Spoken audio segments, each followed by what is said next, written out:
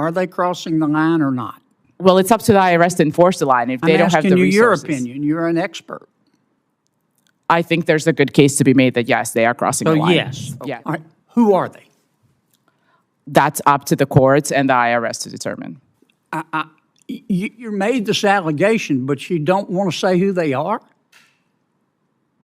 If you know who they are, you just don't want to tell us. Welcome back, everyone. If you've spent any time watching congressional hearings lately, you know a common pattern has emerged. Witnesses and partisans love using big, dramatic headlines. They'll sit in front of the cameras and throw around massive allegations, claiming that American corporations are systematically cheating on their taxes and operating in bad faith.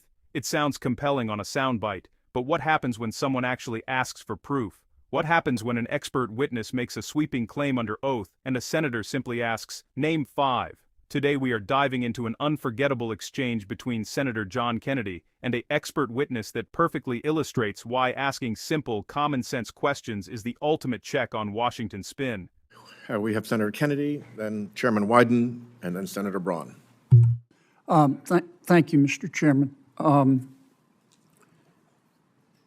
Ms. Milin, is your expertise in the area, Mr. Bunn made this distinction, is your expertise in the area of tax avoidance or tax evasion or both?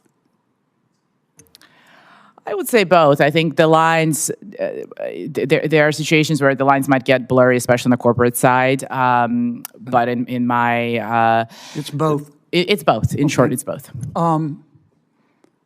Do you believe that there are major American corporations that are cheating on their taxes? I think yes, there are cases where the transfer pricing regulations are not being followed, and Mr. Curtis's testimony speaks to that. Who are they? Who are the 5? Name the 5 American corporations that are the biggest tax cheats. Well, this is a question for the IRS. It's their job to enforce the laws. So I wouldn't. But that's a pretty serious allegation you made there, and I'm just asking you who they are. There are cases pending against a number of companies until those cases conclude. It's not. Who do you think they are? You're an expert in this area. I'm just asking you. You talked a lot, and I've read some of your writings about American corporations cheating on their taxes. I'm just asking you who they are. I wouldn't use the word cheating. I think that they are taking advantage of the gray zone. You used it in your testimony. I'm sorry? You used it in your testimony. I'm not trying to trick you. I just want to know you have been very vociferous in saying that American companies are cheating.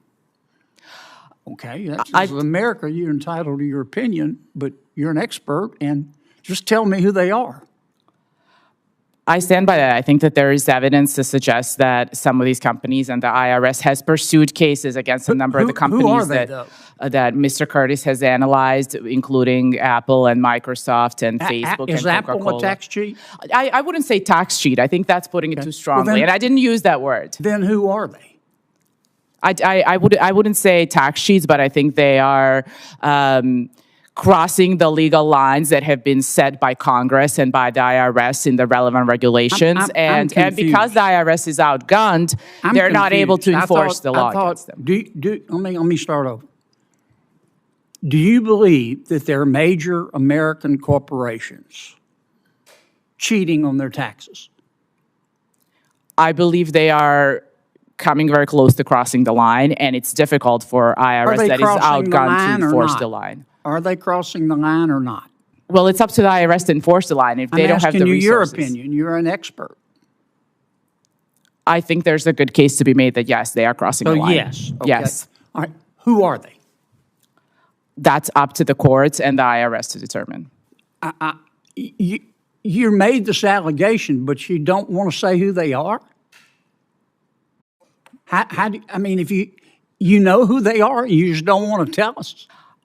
I think that's been explained by Mr. Curtis in his analysis. I'm asking you to explain. You talk about tax cheats. I'm just asking you who they are, and you don't want to tell us? it's again, I think it's for the IRS to enforce the line, and we need to make sure that the IRS is properly. Well, do you have a list of these tax sheets? No.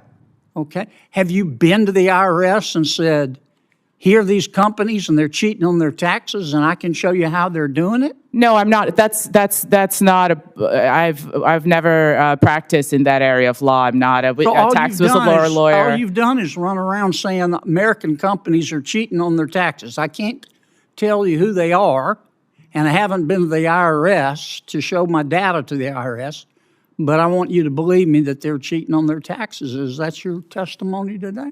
No, Senator, no. Sure sounds like it. I think that the case against some of these companies has been well documented in the Which in companies? the, Let me in the ask you one, public. because I'm going to run out of time.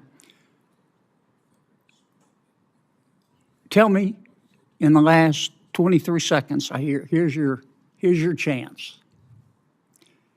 You believe there are major American corporations cheating on their taxes. You just testified to that. I believe you told me yes. Tell me who they are. I think there are the companies that Mr. Curtis discussed in his testimony. Tell me who they are. It includes some of the big tech companies. Who are It the includes five some of the worst? pharma companies that are. Who are the five worst? I don't have a ranking. I have You're not not going to compiled. tell. You don't want to say. I haven't looked into that. You understand it makes it hard to believe your allegations if you won't tell us who they are. Talk's cheap. You ever heard that expression?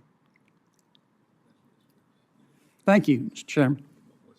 Senator Wyden, Thank you very much. you've actually done some investigation in this space. With your cooperation, During this Senate hearing on tax policy, the witness asserted that major American companies are engaging in tax evasion and crossing legal lines. It's a talking point we hear echoed across cable news constantly. Senator Kennedy didn't resort to complex legal jargon or partisan attacks. Instead, he asked a straightforward question. If you are testifying under oath that major U.S. corporations are tax cheats, tell us who they are.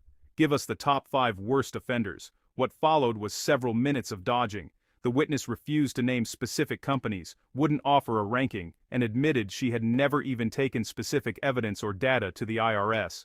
When pressed on serious allegations, the bold claims instantly turned into vague deflections. This exchange highlights a fundamental principle of conservative economic policy.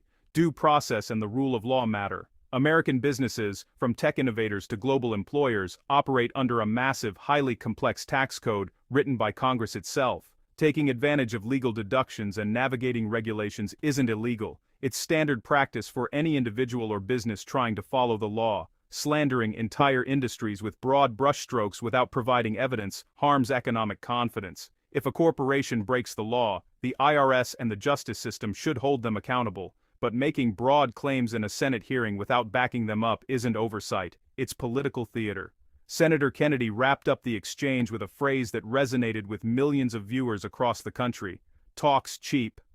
Before we get to the final segment, if you appreciate straightforward political analysis and holding Washington accountable, take a second right now to click that subscribe button and turn on notifications. It helps the channel immensely and ensures you never miss a breakdown like this. Kennedy's questioning hit home because taxpayers are tired of sweeping talking points that crumble the second someone asks for basic facts. When experts make serious allegations against American enterprise, they need to bring receipts. Republicans continue to champion a simple, fair standard. Policy decisions should be driven by hard facts, clear data, and respect for the law, not unsubstantiated rhetoric designed for headlines. Holding government witnesses to a high standard of evidence protects the integrity of congressional hearings. When political grandstanding is replaced by real cross-examination, the public gets to see the truth behind the narrative. At the end of the day, Senator Kennedy's cross-examination wasn't just entertaining, it was a masterclass in demanding accountability.